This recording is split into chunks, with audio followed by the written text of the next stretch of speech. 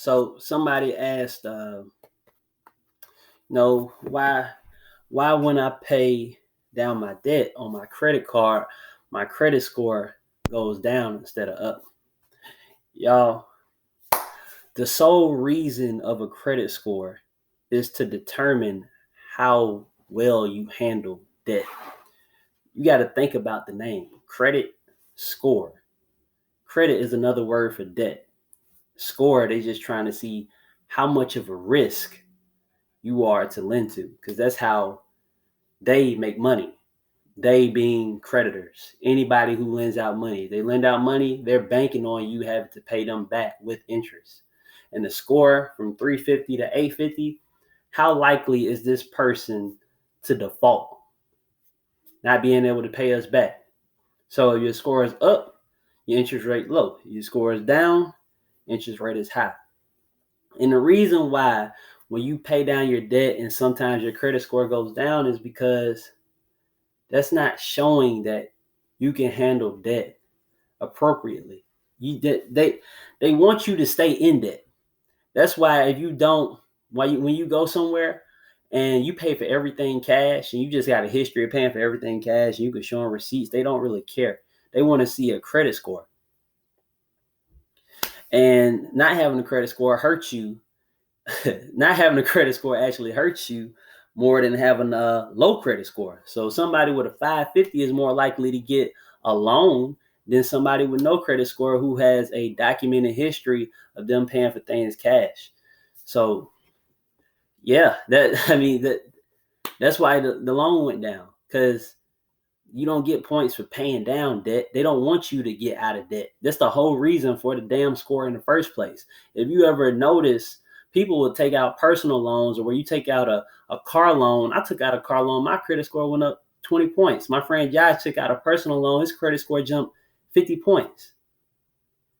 You get more points for opening up more lines of credit. You get points for adding new credit. You get points for adding a credit mix. That means you have different types of debt.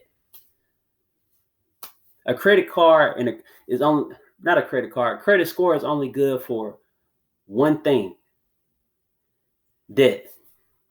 A credit score is only good for one thing, and it serves one purpose, and that is to get you loans. To get you loans at good rates. If your credit score is 750, your credit score can be a 350, and your credit score can be an 850. Like, what can you do with that? What can you do with a good credit score? What does that allow you to do? Get low interest rates, qualify for mortgage loans, auto loans. It's just that.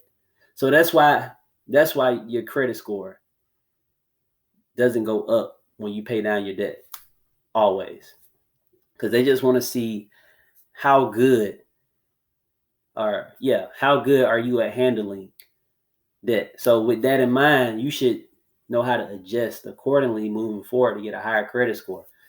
Like, paying down your debt doesn't always, it can lower your utility rate, which is your utility rate is just a percentage of how much of your revolving credit that you're using. So if your limit is 1,000 and you only use 100, your utility rate is 10%, which is ideal, by the way. If you want your utility rate to always be 10% or lower, that's ideal. And that's on revolving credit, which is credit cards, retail cards, stuff, any debt that you can use on a regular basis. Installment loans is you got revolving debt, and then you got installment loans, or we can call it installment debt. That's debt like student loans, car payments, mortgages. You don't get as many points for paying that shit off. So don't worry about that. And if you were to say, which debt should I pay off first? I mean, I got $2,000 in credit cards, but I got $5,000 in student loans. I want to pay the big one off first. Well, you're not going to get as much credit for paying off the student loans as you would the revolving debt. So pay off your cars first, always.